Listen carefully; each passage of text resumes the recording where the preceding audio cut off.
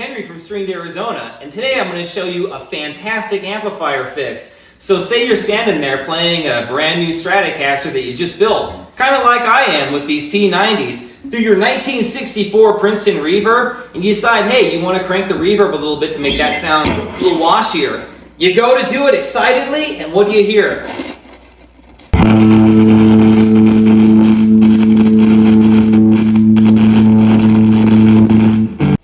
Crackling.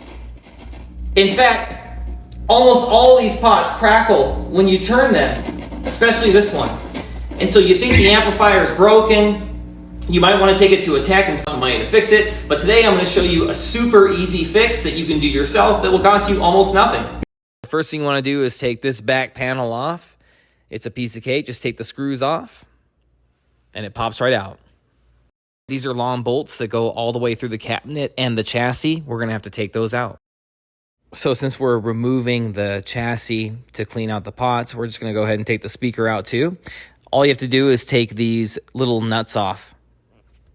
Once you have the chassis out, don't touch any of these electronics because even if it's unplugged, you can still get shocked.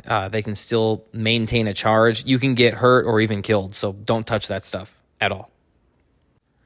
So all you're going to need is a can of electrical contact cleaner. You can get it at any local hardware store. So what we're going to do is clean out our potentiometers, or our pots, as you more commonly hear them called. The issue that this amplifier is having, which is super common, is that potentiometers work with a rheostatic device inside, and they require dissimilar metals to be in contact over time. And what happens is, because of this, they oxidize. And when they oxidize, that reduces the current, and it gives you skippiness and static when you turn the knob. So all we have to do is simply clean these. So give them a liberal shot of this cleaner. It evaporates quickly, so you can feel free to be really liberal with it. And make sure you wipe the knob back and forth a whole bunch of times. Get it really good and clean. This should solve our problem. When you crank the knob back and forth like this with the cleaner inside, it makes sure that the solution gets everywhere and cleans all the oxidation. If you're going to use a drill to do this, be extremely careful. Just be really gentle. You don't want to over tighten. You can bend the chassis and damage it. I just used a small wrench that fit that nut on the other side of the bolt, and then I held it in place as I very carefully drilled. So if you're going to use a power drill, just be gentle. Now it's time to put the speaker back in. You want to make absolutely sure that when you do this, your speaker output is connected. You can damage your amplifier if you run it without the speaker connected. Also, make sure the speaker end itself is connected, as well as the reverb hookups. I am using a small socket. I can't fit a wrench in there, but you don't need to. Just tighten these, about medium hand strength or so. You don't need to wrench that in there. If you over tighten, you can rip the stud through. So that's not a good situation. That one nut down at the very bottom is like impossible to get to because it's by the reverb tank.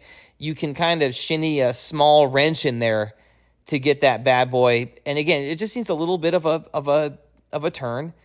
You'll notice there my wrench got stuck to the speaker magnet. That's really common when you're dealing with metal around your magnetic speaker back.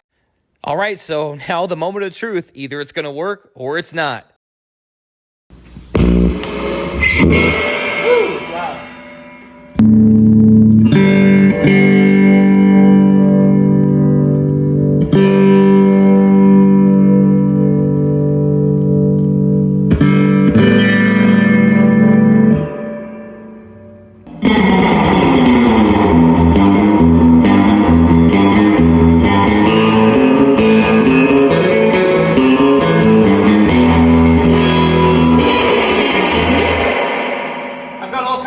Now and no problems. Really simple fix. Again, I just saved the whole bundle by doing it myself. This has been another Stringed Arizona episode.